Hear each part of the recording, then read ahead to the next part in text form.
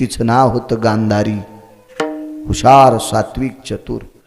आणि हत्तीवर बसून वान आपल्या जावेला दिलं. तिचं नाव होतं कुंती आईसाहेब. वान आणि दान याच्यातला फरक आहे. दिल्याच्या नंतर मागत नाहीत त्याचं नाव दान, आणि दिल्याच्या नंतर त्या वेळेलाच घ्यावं लागतंय त्याचं नाव वान. वान म्हणजे उष्ण, बाळासाहेब उष्ण येते ते घ्यावं लागतंय परत. म्हणून आपल्या बायकांनी प्लॅस्टिकचा हत्ती पानावर टेकायचा, विड्याच्या पानावर. तो दान केला की पुढच्या वर्षी त्या बाईनं 5 हत्ती दान करायचे, पण प्लॅस्टिकचे, 1.5 रुपयाचे. ते द्यावं लागतं, ते ठेवता येत नाही, ते परत करावं लागतं, ते वान. मग त्या हत्तीवर बसून वान दिलं गांधारीनं. 100 मुलं तिला. धृतराष्ट्राची पत्नी, अधिकारी होती ती. एका गोष्टीनं गांधारीचं एका पुराणानं वर्णन केलं गोंदीकर बाबा, पण 4 पुराण गांधारीच्या विरोधात गेले. तिच्या मालकाला दिसत नव्हतं म्हणून तिनं विश्व पाहण्याचं नकारलं. मला बघायचं नाही विश्व, माझा पती आंधळा आहे, माझ्या पतीला विश्व दिसत नाही, मग मी जगातलं काहीच पाहायचं नाही. करा यांचा रस्ता रस्त्यासाठी आताच बोंबलत होतो.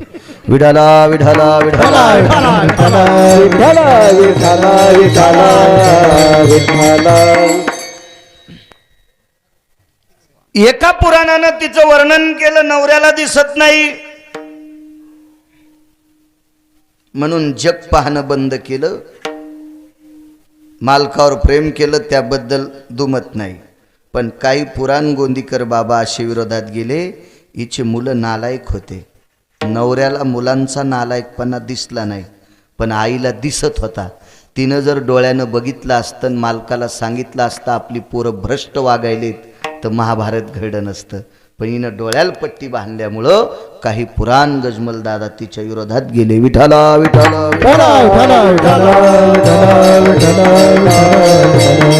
कारण पुराणाचा मतितार्थ रेखाटणारी माणसं काही गोट्या खेळणारी थोडीच होती. 4-2 अभंग पाठ असणारी असतील का गिरगावच्या बाळूसारखी? त्यांच्या मुखारविंदातून पडलेले पुराणाचे सूत्र, संतांच्या मुखारविंदातून पडलेली शब्द, जसं ज्ञानेश्वरीच्या बाबतीत बोलायचं झालं तर ते अक्षरे नवती देखा ब्रह्म साम्राज्य दीपिका, तशी संतांच्या मुखारविंदातले हे पुराणिकांच्या मुखारविंदातली पडलेली शब्द ती अक्षरे नव्हती देखा. त्यांचं सूत्र कोण नाकारू शकणार आहे? देवविरोधात जाऊ शकत नाही त्यांच्या, एवढी व्याप्ती संतांची असती. आणि ती गांधारी आईसाहेब या देशाची पवित्र स्त्री. कारण भारतीय संस्कृती अशी सांगते, एखाद्या स्त्रीचं जर चुकलं तर तिला डिलीट करा. डिलीट म्हणजे मोडून टाका, असंच आहे ना इंग्रजी शब्द. हो, तिला डोक्यातून काढून टाका.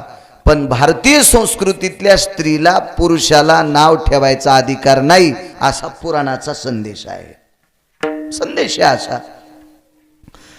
मग ती वाण देण्यासाठी तिथपर्यंत पोचली. कुंती आईसाहेबांना वाण दिलं. संक्रांत आटपली. संक्रांत होऊन 1-2 दिवस गेले आणि बघता बघता आजाराने पंडूराजाला ग्रासलं. कुंतीनं पाहिलं आपल्या मालकाकडं. आपले मालक पुढच्या संक्रांतीपर्यंत वाचू शकत नाहीत. आवाज दिला, धर्मा, जी आई साहेब, हे पार्था. पार्थ म्हणजे अर्जुन. आवाज थोडासा गोड करा, मोठा. हे पार्था, जी आई, बाळा, द्वारकेतल्या मालकाला बोलवतोस का रे? जी आई, जी जी. तो जी म्हणत होता. एक सांगू तुम्हाला, जो मायबापाला नीट बोलतो ना, त्याला जगातल्या कुठल्याही महाराजाच्या नाही पाया पडलं तरी पुण्य लागतंय. जो आई वडिलाला गोड बोलतो का, आई वडिलाला गोड, आणि जो आई वडिलाला नीट बोलत नसेल, त्या भडव्यानं किती भजन करू द्या, किती कीर्तन ऐकू द्या, किती भागवत ऐकू द्या, त्या हरामखोराला कवडीचं पुण्य नाही. कवडीचं पुण्य नाही.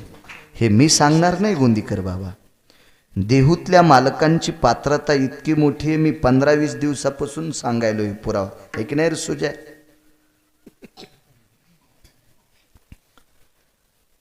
ज्या व्यक्तीचं नाव ऐकल्यावर यमाचं धोतर फाटतंय, तुकाराम तुकाराम नाम घेता कापेयम. हो, काळ गुलाम सलाम करी तुकया घरी राबतशे. पंढरपुरातला मालक त्यांच्या पत्नीच्या पायातला काटा दातान काढतो, ही त्यांच्या धर्मपत्नीची ताकद. तरी पण तेवढे तुकोबर आहे, मायबापाची सेवा करणाऱ्यांच्या पाया पडते ती योगेश बुवा. नमो तया, तुकोबरांचं वाक्य, नमो तया कोणाच्या? माता पित्याचे पालन. जो आई वडिलाची सेवा करतो का, तुकोबराय म्हणतात मी त्याच्या पाया पडतो. किती मोठी ताकद आहे सज्जनांनो, आई वडिलांची सेवा केली पाहिजे. ह्या मोठ्या हौसानं टिकल्यावाल्या गावरान तुपात चपात्या बुडून खातात ना, हे सासू सासऱ्याची कृपा आहे, जरा ध्यानात ठेवत जा. जी सून सासू सासऱ्यावर जीव लावणार नाही, तिच्या झोपीत भिताडा अंगावर पडत, जाग्यावर मरण तिला जेसीबीनच उकरून काढावं लागल. हा, एकट्या नवऱ्याला आपलं जीव घालती, दोनच तोंडन खिचडीन बोंडन, मथारा मथारील जीव लाईत नाही, त्याला बाजूला घेऊन बसती. हा, आशयाची संख्या जर गावात वाढली तर पाऊस पडायचा नाही गोयगावात तुमच्या. हो, सासू सासऱ्याची प्रतिष्ठा इज्जत करत जा. लय कष्ट केले हो मागच्या लोकांना. माझं काय फार वय नाही, पण मी डोळ्यानं इतक्या परिस्थित्या पाहिल्या. जेवण झाल्याच्या नंतर माणसं चिमण्या इजून झोपत होते. हो, आपले बापदादे चिमण्या इजून झोपत होते, कारण उद्याच्याला त्या दिव्याला घासलेट पुरावा आणि लेकरायसाठी 2 पैसे जोडून